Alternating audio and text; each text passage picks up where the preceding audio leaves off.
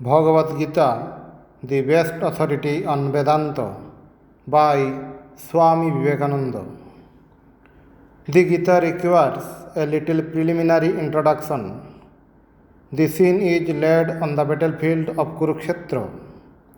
There were two branches of the same race fighting for the empire of India about 5000 years ago.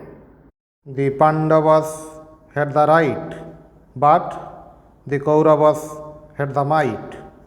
The Pandavas were 5 brothers, and they were living in a forest. Krishna was the friend of the Pandavas.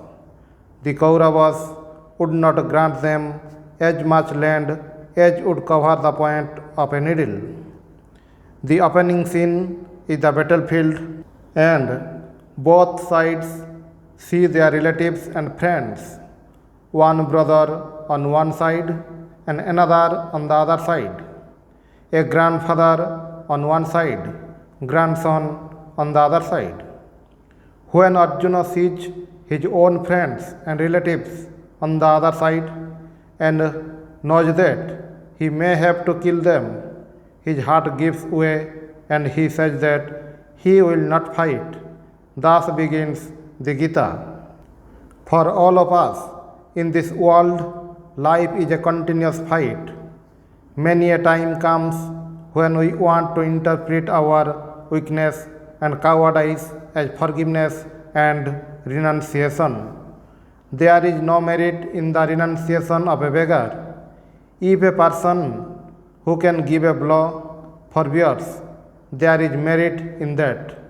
If a person who has gives up, there is merit in that. We know how often in our lives, through laziness and cowardice, we give up the battle and try to hypnotize our minds into the belief that we are brave. The Gita opens with this very significant verse: Arise, O prince, give up this faint-heartedness, this weakness, stand up and fight. Then Arjuna, trying to argue the matter with Krishna, brings higher moral ideas, how non-resistance is better than resistance, and so on. He is trying to justify himself, but he cannot fool Krishna. Krishna is the higher self or God. He sees through the argument at once. In this case, the motive is weakness. There is a conflict in Arjuna's heart between his emotionalism and his duty. The nearer we are to beasts and birds, the more we are in the hells of emotion. We call it love. It is self-hypnotization. We are under the control of our emotions like animals. To reach the eternal consciousness, that is the goal of man. There, emotion has no place, nor sentimentalism, nor anything that belongs to the senses. Only the light of pure reason. There, man stands as spirit. Now, Arjuna is under the control of this emotionalism. He is not what he should be, a great self-controlled, enlightened sage working through the eternal light of reason.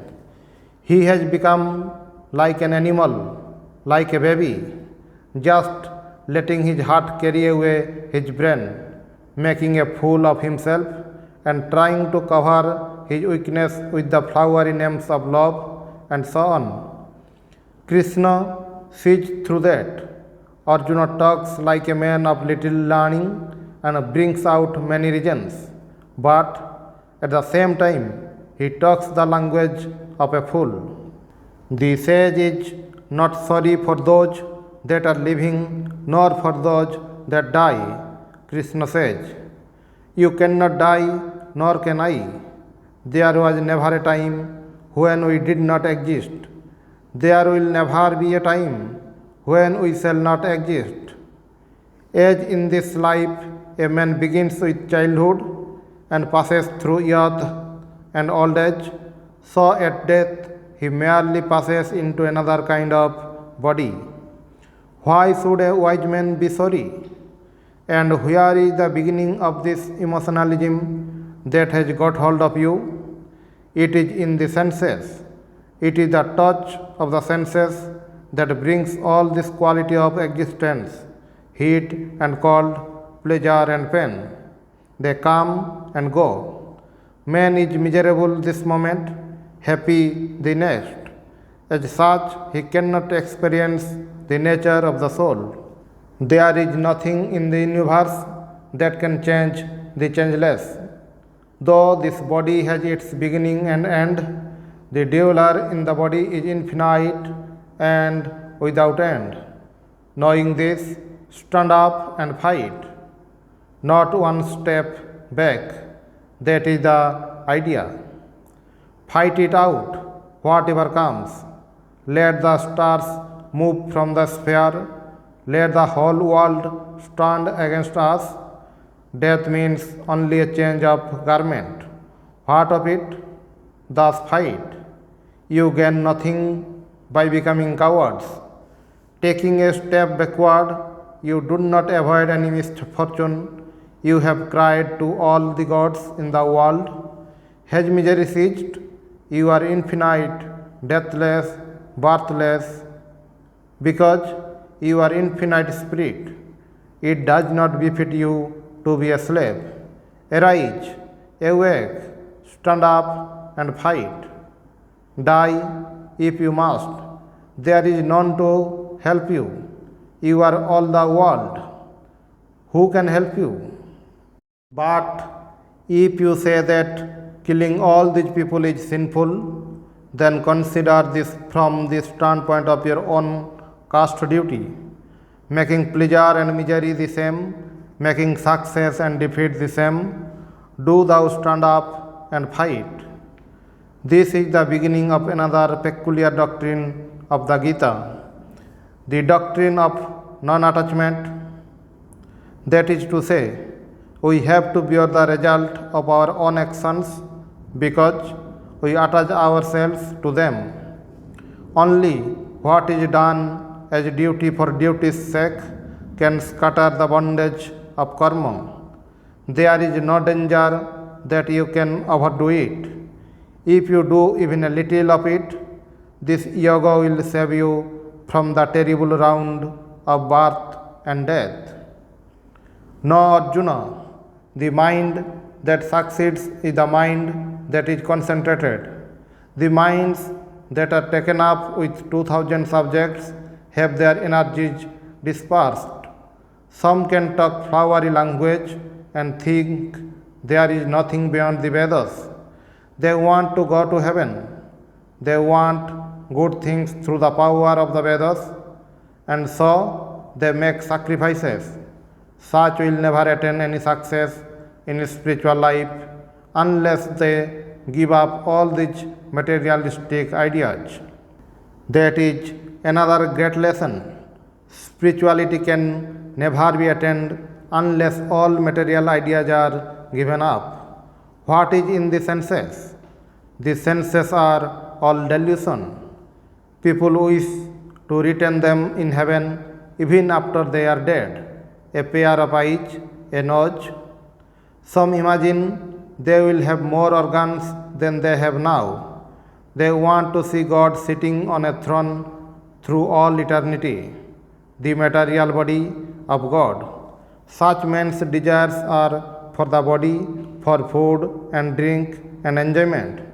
It is the materialistic life prolonged. We have identified ourselves with our bodies.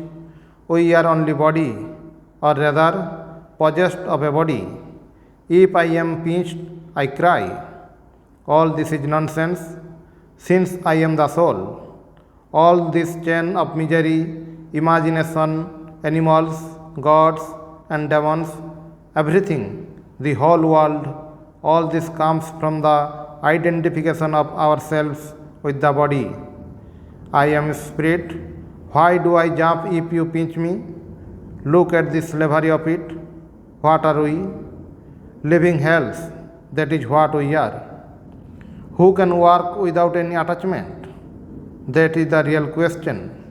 Such a man is the same whether his work succeeds or fails. His heart does not give one false beat, even if his whole life work is burnt to ashes in a moment. This is the sage who always works for work's sake without caring for the results. Thus, he goes beyond the pain of birth and death. Thus, he becomes free. Then he sees that this attachment is all delusion. This self can never be attached. Then he goes beyond all the scriptures and philosophies. If the mind is deluded and pulled into a whirlpool by books and scriptures, what is the good of all these scriptures? One says this, another says that. What book shall you take? Stand alone. See the glory of your own soul and see that you will have to work. Then you will become a man of firm will. Arjuna asks, who is a person of established will? Krishna answers, the man who has given up all desires, who desires nothing, not even this life, nor freedom, nor gods, nor work, nor anything. When he has become perfectly satisfied, he has no more cravings. He has seen the glory of the self and has found that the world and the gods and heaven are within his own self. Then the gods become no gods, death becomes no death, life becomes no life. Everything has changed. A man is said to be illumined if his will has become firm, if his mind is not disturbed by misery, if he does not desire any happiness, if he is free of all attachment, of all fear, of all anger. As the tortoise can draw in his legs, and if you strike him, not one foot comes out.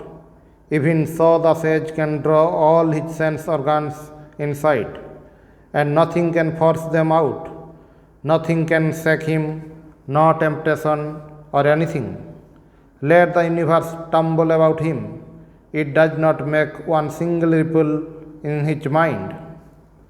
Then comes a very important question. Sometimes people fast for days. When the host man has fasted for 20 days, he becomes quite gentle.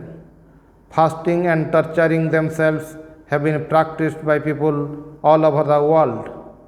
Krishna's idea is that this is all nonsense.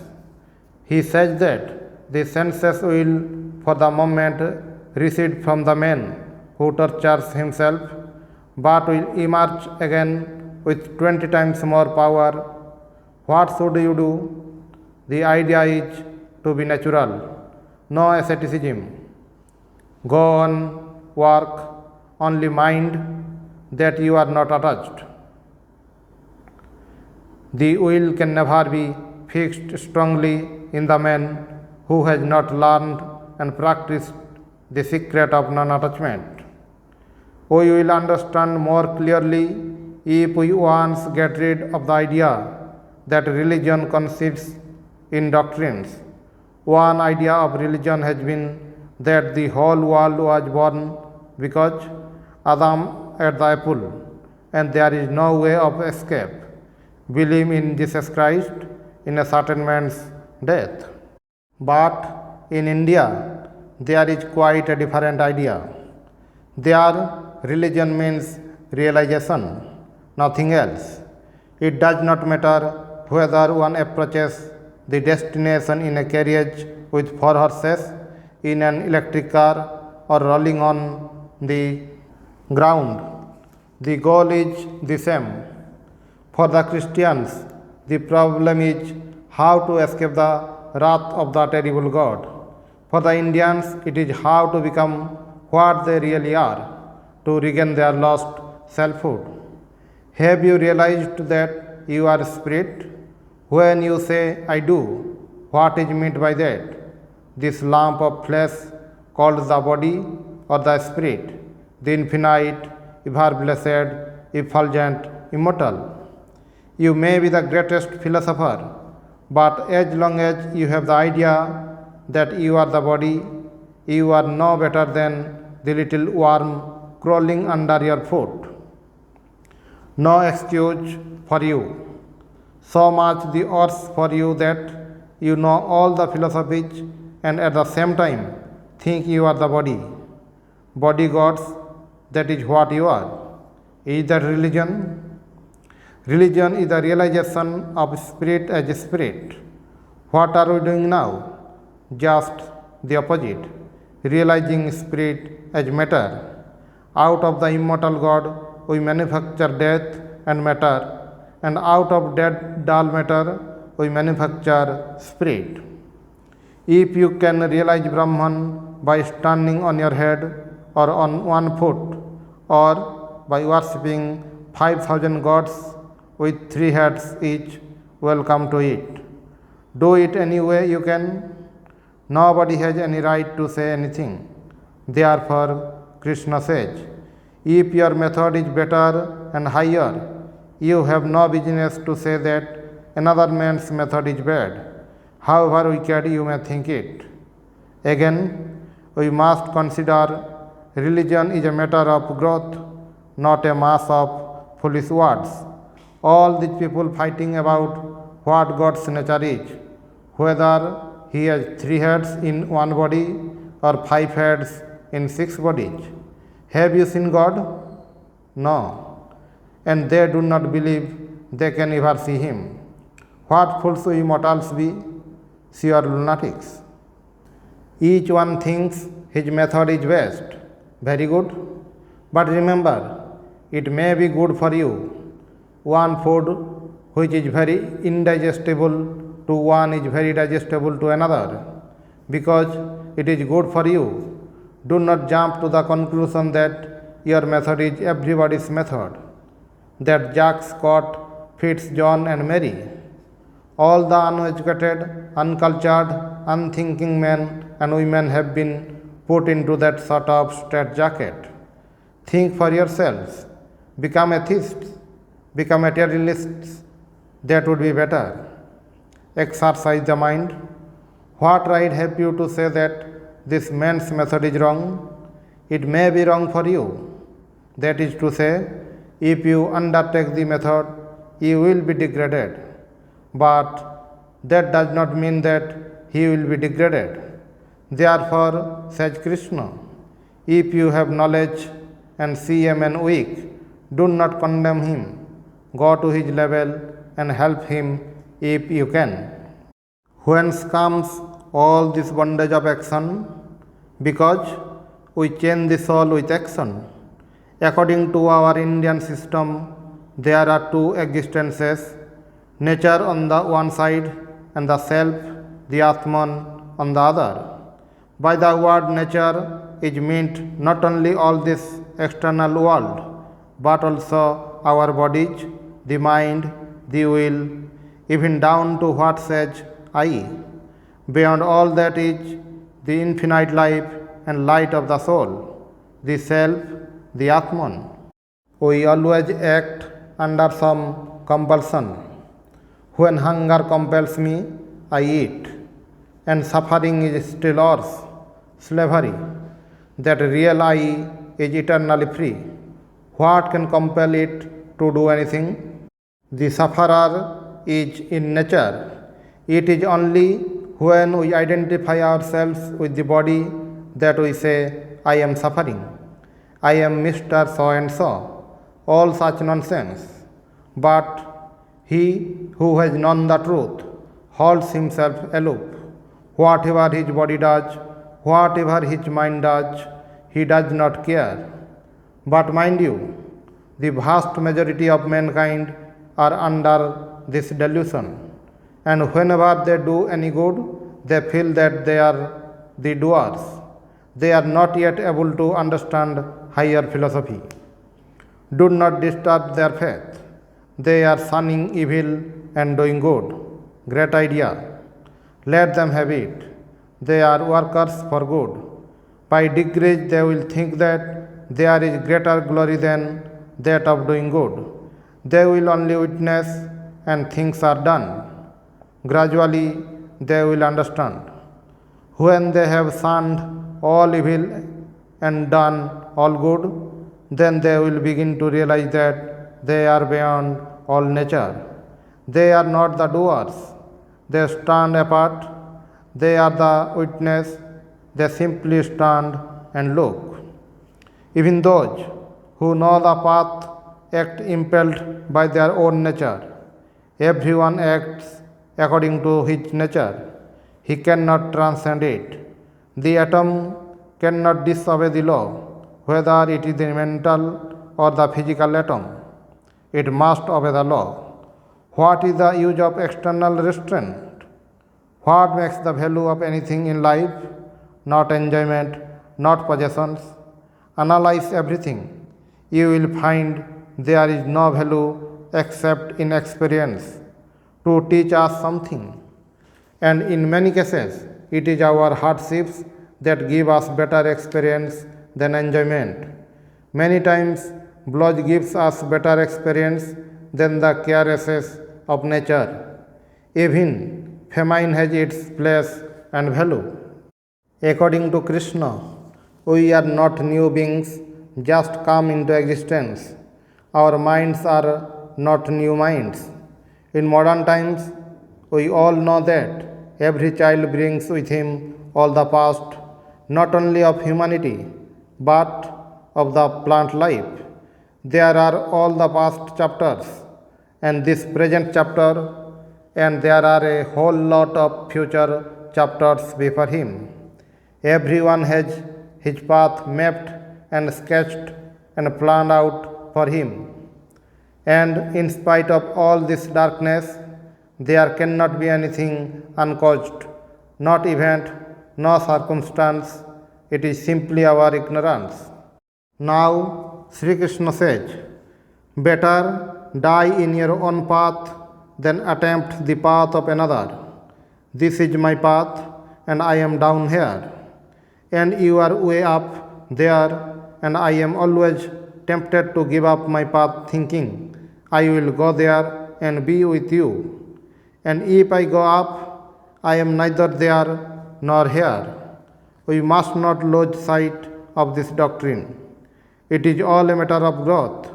Wait and grow, and you attain everything. Otherwise, there will be spiritual danger.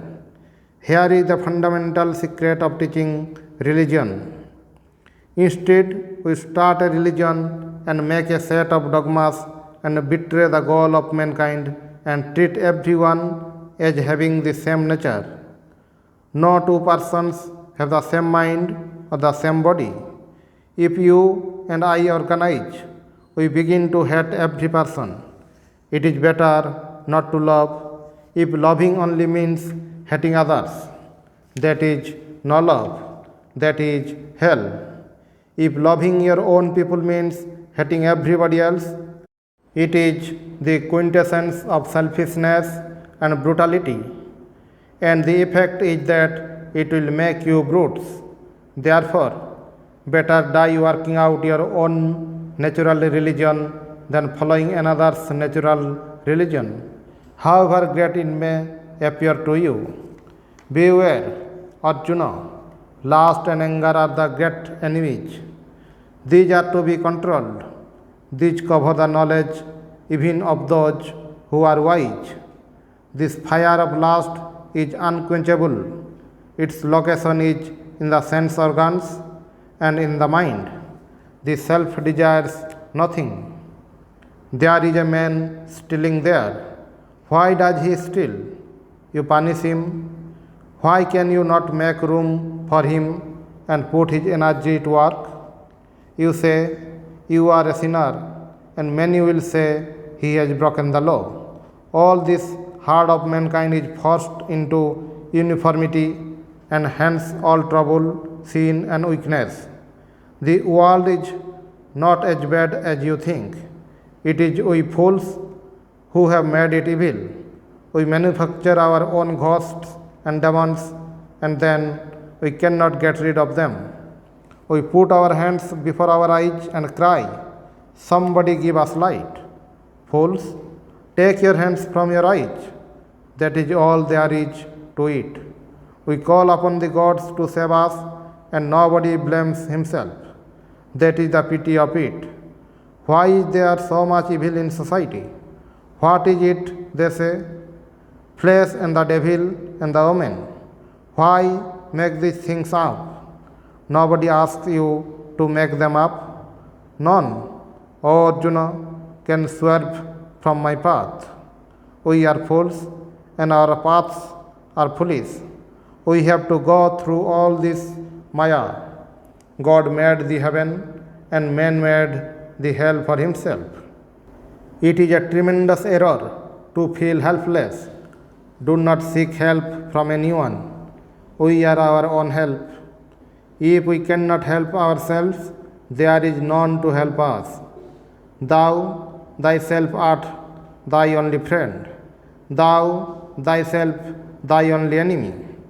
There is no other enemy but this self of mine, no other friend but myself. This is the last and greatest lesson, and oh, what a time it takes to learn it.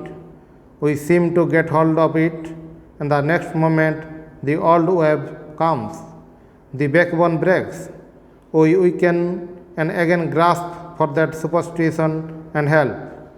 Just think of that huge mass of misery, and all caused by this false idea of going to seek for help. There is only one sin, that is weakness. When I was a boy, I read Milton's Paradise Lost. The only good man I had any respect for was Satan. The only saint is that soul that never weakens, faces everything, and determines to die game.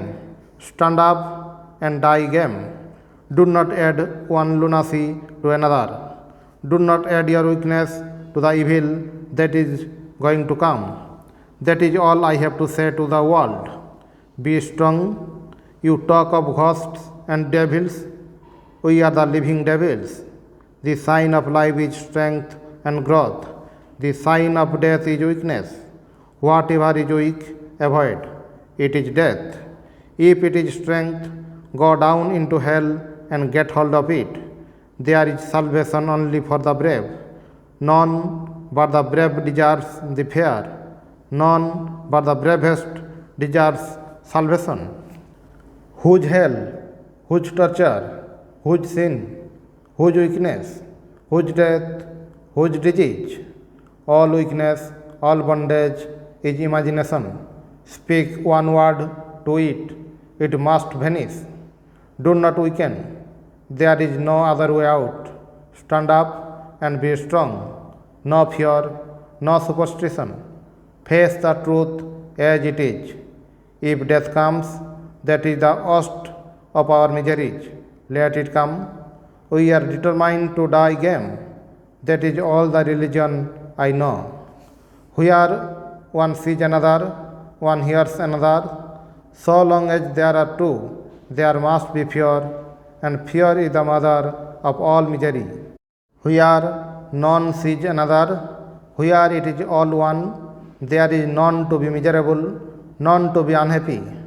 There is only the one without a second. Therefore, be not afraid. Awake, rise, and stop not till the goal is reached. Om Shanti Shanti Shanti Hari Om Tat Sat.